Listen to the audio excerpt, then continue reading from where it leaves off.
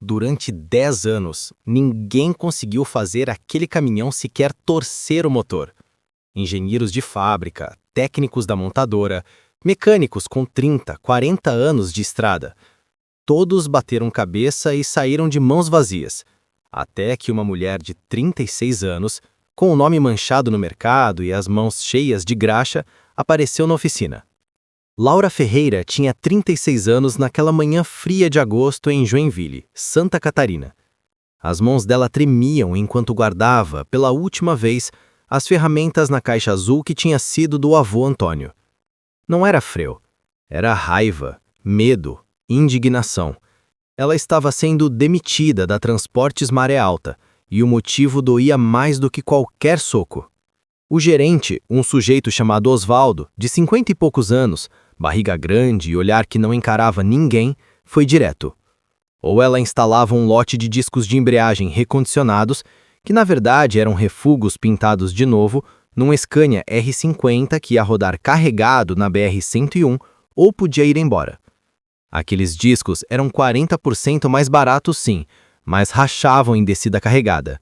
Laura viu o rosto da mãe, viu o rosto do pai, que já não estava mais ali. Viu o rosto de motoristas que ela nem conhecia, mas que confiavam naquelas peças para voltar para casa vivos. "Eu não assino isso, Osvaldo", disse ela, voz baixa, mas firme. "Então pega tuas coisas e vai, aqui não tem lugar para gente que quer bancar a santa." E foi assim que Laura saiu dali com R$ 280 no bolso, aluguel de 1.200 vencendo em 12 dias, e a mãe, Dona Helena, 64 anos, hipertensa dependendo de remédio que custava R$ 800 por mês. 3 gerações de mecânicos na família. Avô Antônio, que consertava Mercedes 1113 com lanterna na boca. Pai João, que ensinava a filha desde os 8 anos que caminhão carrega sonho de gente. E agora ela, mulher, sendo cuspida para fora do mercado porque fez o que era certo. 42 currículos enviados, 42 expostas, nenhuma. As vagas existiam, mas ninguém queria mulher mexendo em motor pesado. "Vai consertar moto de vizinho, Laura. Aqui é coisa séria", diziam nos grupos de WhatsApp das oficinas. Ela começou a fazer bicos, trocar óleo de Fiat Uno, ajustar freio de Saveiro, R$ 50, R$ 70 aqui e ali. Mal dava para comprar arroz, feijão e o remédio da mãe. Dona Helena começou a cortar o comprimido ao meio para render mais. Laura via e fingia que não via, porque se falasse, as duas desabavam juntas. Numa quinta-feira chuvosa, o telefone tocou. Número desconhecido. "Laura Ferreira?" "Ela mesmo." "Meu nome é Fábio. Sou gerente de frota da Transul Logística. Ouvi falar de você." Laura quase riu. Ouvir falar? Quem falava bem de uma mecânica desempregada? "Temos um caminhão aqui que ninguém liga há 10 anos. Um Volvo FH 1600 com motor V12 experimental. 15 especialistas já tentaram. Engenheiros da Volvo da Suécia vieram 2 vezes. Nada. A proposta é a seguinte: você vem aqui, tenta ligar. Se conseguir, leva R$ 20.000 na hora e contrato efetivo com salário de 8.000 líquidos. Se não conseguir..." Ele deu uma pausa que fez o estômago dela revirar. "Você grava um vídeo dizendo que mulher não tem capacidade para trabalhar com motor pesado e que pede desculpas por ter feito a gente perder tempo." Silêncio. O coração de Laura batia tão forte que ela ouvia nas têmporas. R$ 20.000. Era aluguel atrasado, remédio da mãe por 8 meses, comida decente, um fôlego para respirar. Mas o vídeo, aquilo era humilhação pública. Era jogar no lixo tudo que o avô Antônio e o pai João tinham ensinado. "Eu aceito", respondeu ela, odiando o tremor na própria voz. No dia seguinte, Laura estacionou o Palio Wagon Weekend de 1998, mais remendo do que lata original, na frente do galpão enorme da Transul em Araquari. O caminhão estava lá no fundo, coberto com uma lona preta cheia de poeira, como um elefante morto que ninguém queria enterrar. Ao redor dele, umas 25 pessoas, motoristas, ajudantes, office boys e 3 com celular na mão, prontos para gravar o circo. Fábio estava de colete refletivo, braços cruzados, sorriso de quem já ganhou a aposta antes de começar. "Pessoal", gritou ele, Voz ecoando no galpão. Chegou a salvadora, a mulher que vai fazer o que os engenheiros da Volvo, os técnicos da Cummins e 15 homens não conseguiram em 10 anos. A forma como ele disse mulher carregava todo o veneno do mundo. Laura sentiu o rosto queimar, mas ergueu o queixo e caminhou até o caminhão puxando a caixa de ferramentas do pai. Fábio entregou uma pasta com tudo que já tinham tentado. Módulo eletrônico trocado 3 vezes, chicote amétrico novo, bomba injetora revisada, bateria trocada 16 vezes. Até benzedeira tinham chamado. Você tem 4 horas, disse ele, mostrando um papel. Se não ligar, grava isso aqui. Eu, Laura Ferreira, admito que não tenho capacidade técnica para trabalhar com veículos pesados e peço desculpas por ter desperdiçado o tempo de todos. Mulheres devem conhecer suas limitações. Laura leu. Cada palavra era um tapa. Mas ela guardou o papel no bolso, respirou fundo e puxou a lona. O Volvo FH 1600 era lindo mesmo, parado. Pintura vermelha desbotada, rodas de alumínio empoeiradas. O maior motor que a Volvo já colocou em caminhão de série no Brasil. Um V12 de 1.600 cavalos, que, quando novo, valia mais de R$1,5 milhão. Ela abriu a caixa de ferramentas, a mesma que o avô Antônio usou por 45 anos, e começou. Naquele momento, Laura não sabia que aquelas 4 horas mudariam a vida dela para sempre. Não sabia que o problema daquele motor não era a pane comum, mas um erro de montagem de fábrica que a própria Volvo escondia. E não sabia que a escolha que ela tinha feito semanas antes, recusar instalar peças falsificadas, tinha sido só o primeiro degrau de uma escada que ia levá-la a salvar vidas e ganhar o respeito que sempre mereceu. O relógio começou a contar. O galpão da Transulogística cheirava a óleo diesel velho, ferrugem e expectativa. O Volvo FH 1600 estava ali, imóvel, como um rei destrulado coberto por uma década de poeira. Laura Ferreira, 36 anos, 1,62 m de altura, corpo magro de quem passou a vida se contorcendo embaixo de chassis, abriu a caixa de ferramentas azul do avô Antônio e começou. Primeiro o básico, sempre o básico, porque o pai João dizia: filha, 90% dos problemas grandes têm solução pequena que todo mundo ignora por achar simples demais. Ela conectou o multímetro na bateria principal, 12,7 volts, carga perfeita. Testou o motor de arranque removendo-o parcialmente e ligando direto na bateria. Girou forte, sem ruído estranho, sem falha. Abriu o tanque de combustível com uma vareta limpa, diesel cristalino, sem água, sem borra. Fábio, o gerente, observava de longe, braços cruzados, sorriso de quem já tinha a vitória no bolso. 40 minutos, pessoal! Gritou ele. Acho que ela está procurando um manual no Google. Risos. Sempre risos. Laura ignorou. Barulho de torcida não conserta motor. Concentração conserta. Ela passou para o sistema elétrico. Fusíveis, todos inteiros. Cabos principais, continuidade perfeita. Alternador, regulador de voltagem dentro do especificado. Chicote elétrico, nenhuma oxidação visível. 1 hora se passou. 1h30. Ei, meu anjo! Fábio novamente, voz carregada de sarcasmo. Sabe que quando o tempo acabar você vai ter que gravar aquele vídeo, né? Já montei o tripé. Vai viralizar. O suor escorria frio pelas costas de Laura, apesar do inverno catarinense. Ela revisou o sistema de injeção eletrônica. Nada. Absolutamente nada estava errado. Foi então que seu Zé, um motorista mais velho, cabelos brancos, rosto marcado por 30 anos de estrada, se aproximou. Olhou para os lados como quem comete um crime e sussurrou: moça, esse caminhão não está quebrado, está enfeitiçado, ou pior, sabotado. A palavra ficou ecoando na cabeça de Laura. Sabotado. O pai João dizia: quando o problema não faz sentido, é porque alguém fez questão que não fizesse. Ela mudou a estratégia, parou de procurar o que estava quebrado e começou a procurar o que não deveria estar ali. Deitou-se sob o painel, corpo magro se contorcendo no espaço apertado. Ligou a lanterna Maglite, presente do pai em seu aniversário de 18 anos, e começou a seguir cada fio, cada conector, cada componente. Não procurando dano, procurando anomalia. E encontrou. Escondido atrás do módulo de controle do motor, preso com fios pretos finos que se confundiam com o chicote original, havia um retângulo do tamanho de uma caixa de fósforos. Etiqueta desbotada. Interface CAN bus, modelo VALT 3000. O coração de Laura disparou. Ela conhecia o protocolo CAN-bus. Era a rede nervosa do caminhão, onde todos os computadores conversavam. Mas aquilo não era peça de fábrica da Volvo. Era gambiarra. Fotografou com o celular, vários ângulos. Depois, com uma chave Phillips pequena, começou a desconectar. Fita isolante ressecada, fios mal soldados. Quando removeu o dispositivo, viu que qualquer técnico decente veria em 2 segundos. Soldas grotescas, estanho escorrido, capacitor eletrolítico com polaridade invertida. Resistor de 2.200 ohms, onde deveria ter 470. Aquilo não era erro, era crime. Era um loop infinito na unidade de controle eletrônico. A central tentava ligar, recebia sinal errado, reiniciava. Ligar, reiniciar. Ligar, reiniciar. Por 10 anos. Laura virou o dispositivo, etiqueta interna, quase ilegível. Electroparts, lote G1952, maio de 2015. 2 horas e 50 minutos no relógio. Faltavam 70 minutos. Ela poderia simplesmente arrancar aquilo, jogar fora e ligar o motor. Funcionaria.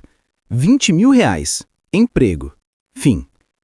Mas Laura Ferreira era neta de Antônio, filha de João. Gente que consertava com orgulho e dormia com a consciência limpa. Ela pensou, quantos caminhões tem isso? Quantos acidentes? Quantas viúvas? Tirou mais fotos, documentou tudo. Depois, com o ferro de solda portátil à bateria, ferramenta cara, parcelada em 12 vezes, refez todas as soldas com precisão. Removeu o capacitor errado, reposicionou com polaridade correta. Trocou o resistor por um de 470 ohms do seu kit de emergência. 3 horas e 20 minutos. 40 minutos, pessoal, gritou Fábio. Vai encarar a realidade ou ainda tá de brinquedo? A plateia ria.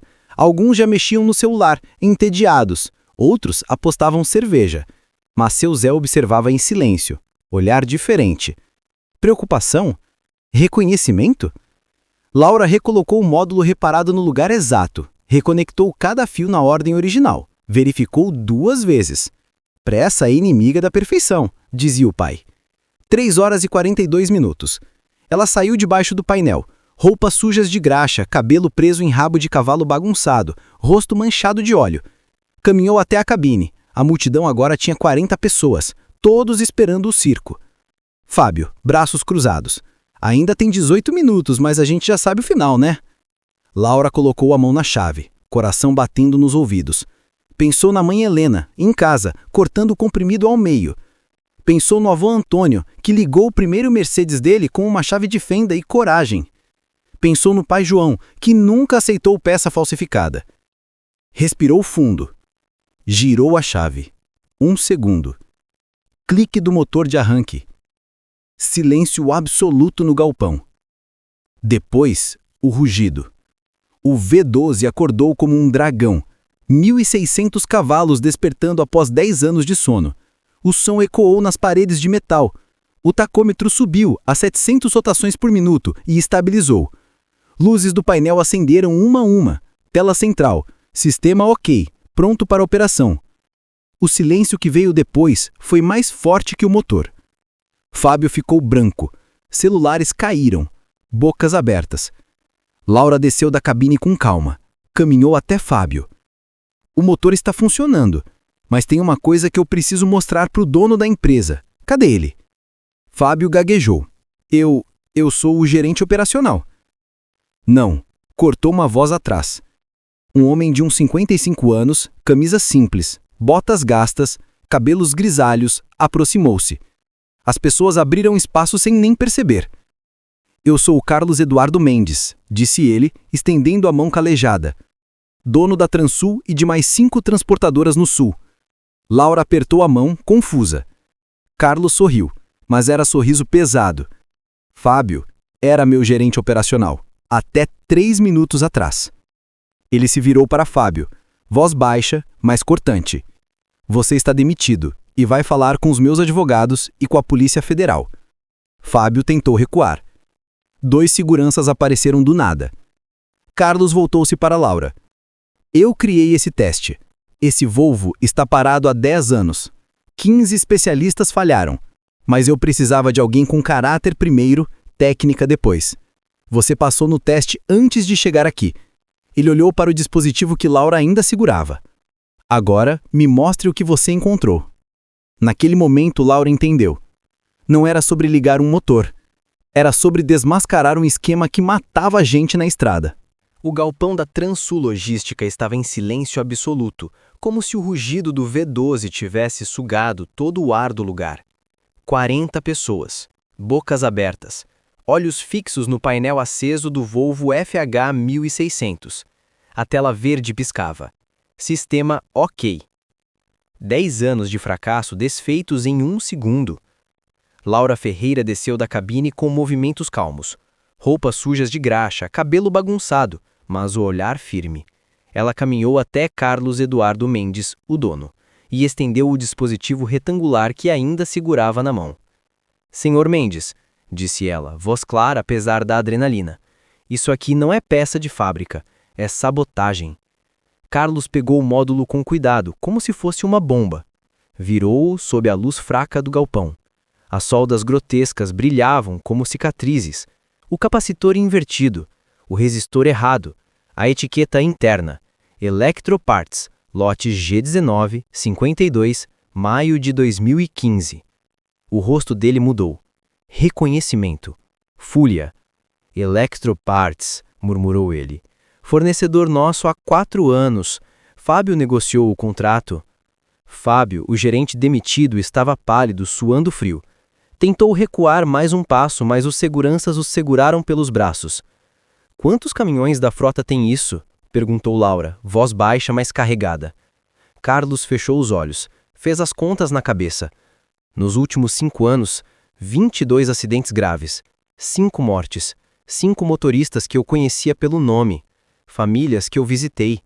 O silêncio ficou mais pesado. Ninguém ria mais. Ninguém filmava. Alguns motoristas mais velhos baixaram a cabeça, como se carregassem culpa que não era deles. Eu desconfiava, continuou Carlos. Quebras inexplicáveis, custos absurdos com manutenção, peças que chegavam novas e falhavam em semanas, mas nunca imaginei isso. Ele apontou para o dispositivo. Isso não é só sabotagem de um caminhão, é sabotagem de uma frota inteira. É crime, é assassinato. Laura abriu o celular e mostrou as fotos que tinha tirado. Close das soldas, do capacitor invertido, do resistor errado, da etiqueta interna. Documentou tudo com data e hora. Eu poderia ter arrancado isso e ligado o motor, mas preferi consertar, para provar que era intencional, para vocês terem prova. Carlos assentiu devagar. Você salvou mais vidas do que imagina, Laura. Ele se virou para a multidão. Pessoal, voltem para o trabalho. Isso aqui acabou. As pessoas começaram a se dispersar, mas devagar, como se não quisessem perder o final da história. Seu Zé, o motorista velho, apertou o ombro de Laura antes de ir. Sua avó teria orgulho, menina. Carlos levou Laura para a sala dele, no fundo do galpão. Uma sala simples, mesa de madeira, cadeiras de plástico, quadro branco com rotas desenhadas. Ele fechou a porta. Senta. Ela sentou. Ele abriu uma pasta grossa. Esse Volvo foi o primeiro. Chegou em 2015 com esse motor experimental. A Volvo queria testar no Brasil antes de lançar na Europa. Pagamos R$1.800.000 por ele. Era o carro-chefe da frota. Ele folheou documentos. 3 meses depois de chegar, parou. Nunca mais ligou. 15 especialistas, 2 engenheiros da Suécia. Nada. A Volvo disse que era defeito de projeto e se recusou a trocar. Ofereceram um desconto em outro caminhão. Eu aceitei, mas guardei esse aqui, como lembrete. Laura franziu a testa. Mas o defeito não era de projeto, era esse módulo. Exato. E agora eu sei por quê. Ele abriu outro documento. Contrato com Electroparts. Assinatura de Fábio na última página. Fábio recebia comissão por cada peça comprada. Quanto mais barata, maior a comissão. A Electroparts fornecia peças compatíveis com preço 40% menor, mas essas interfaces elas vinham com defeito de fábrica, intencional, para forçar troca constante, para gerar mais venda. Laura sentiu um arrepio. Quantos caminhões tem isso? Pelo menos 60 na nossa frota, talvez mais em outras transportadoras. Carlos fechou os olhos. Pegou o telefone. Preciso da Polícia Federal aqui, agora. Enquanto ele falava com o delegado, Laura olhava pela janela. O Volvo estava lá, motor ainda ligado, ronronando baixo como se agradecesse por ter sido acordado. O delegado chegou em 40 minutos. 2 carros descaracterizados, 3 agentes. Fábio foi levado algemado. Ele gritava que era só negócio, que ninguém mandou instalar errado. Mas as provas estavam no módulo, nas fotos, nos acidentes, nos 5 motoristas mortos. Carlos entregou tudo. Quero que investiguem a Electroparts, todos os lotes, todas as transportadoras. O delegado assentiu. Isso vai além de fraude. É homicídio culposo, talvez doloso. Laura foi chamada para depor. Contou tudo. A demissão, o teste, o dispositivo, as soldas, o capacitor invertido, o resistor errado, a etiqueta interna. Mostrou as fotos. Assinou o termo. Quando saiu, já era noite. O galpão estava vazio. Só o Volvo, ainda ligado. Luzes do painel acesas como estrelas. Carlos se aproximou. Você começa a segunda, salário 10 mil líquido, benefícios completos, e os 20 mil do teste amanhã na sua conta. Laura balançou a cabeça. Não quero o dinheiro do teste. Quero que o senhor use para ajudar as famílias dos motoristas que morreram. Carlos olhou para ela por um longo segundo. Feito. Ele estendeu a mão. Bem-vinda à Transul Logística, Laura Ferreira. Você não consertou apenas um caminhão. Consertou uma empresa inteira.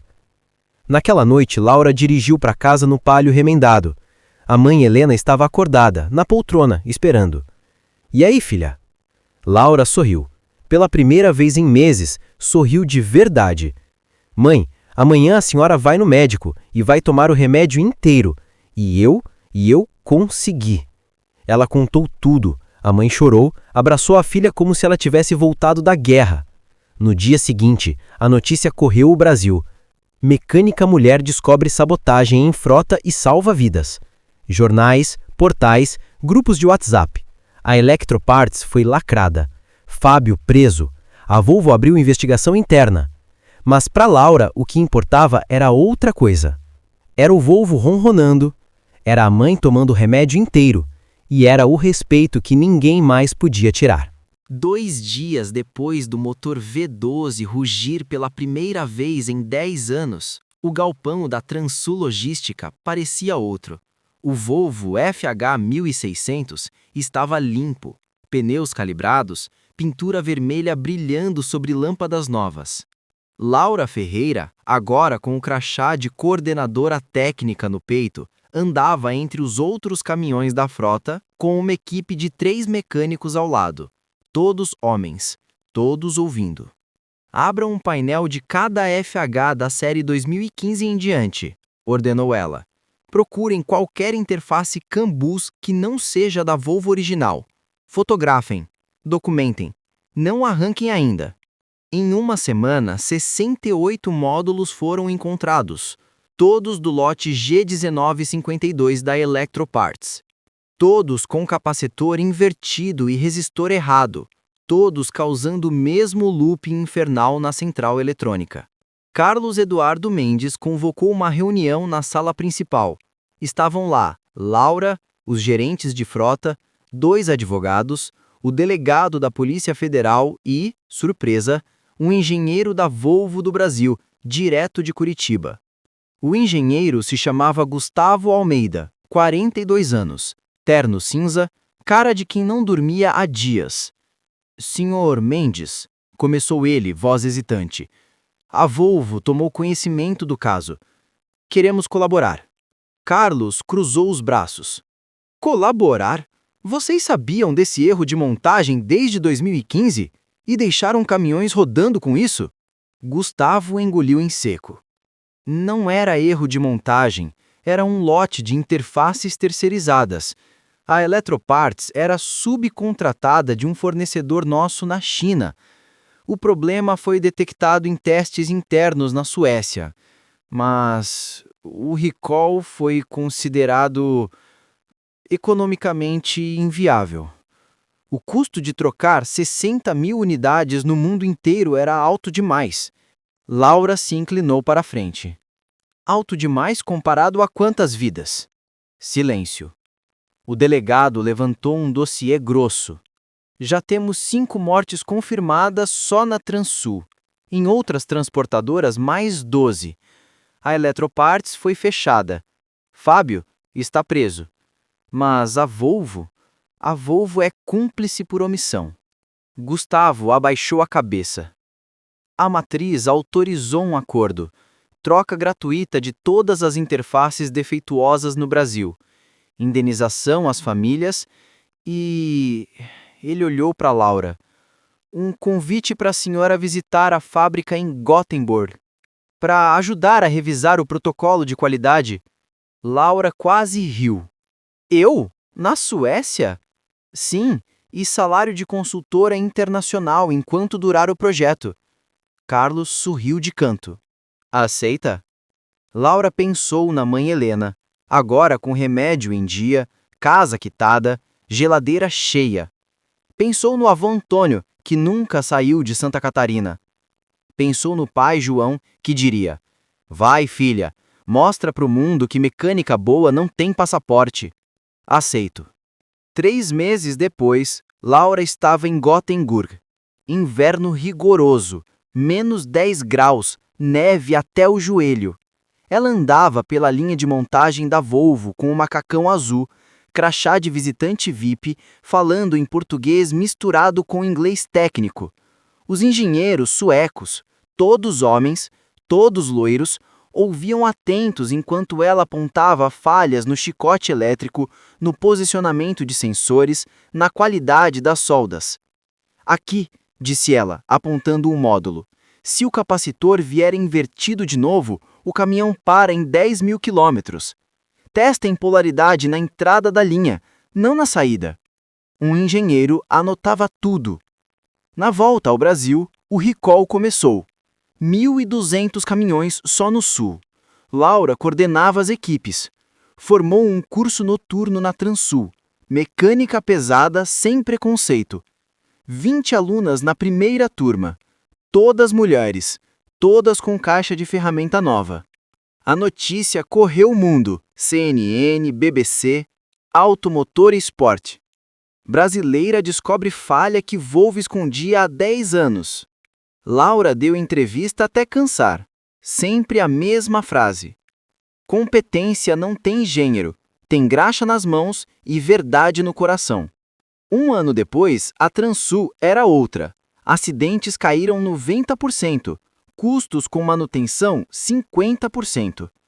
Laura ganhou um escritório com janela, mas passava mais tempo no chão do galpão do que na cadeira.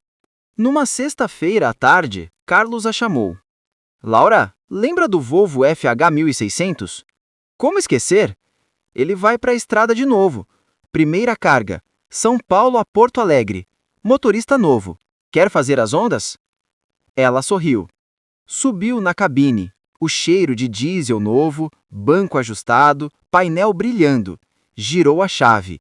O V12 ronronou como um gato grande.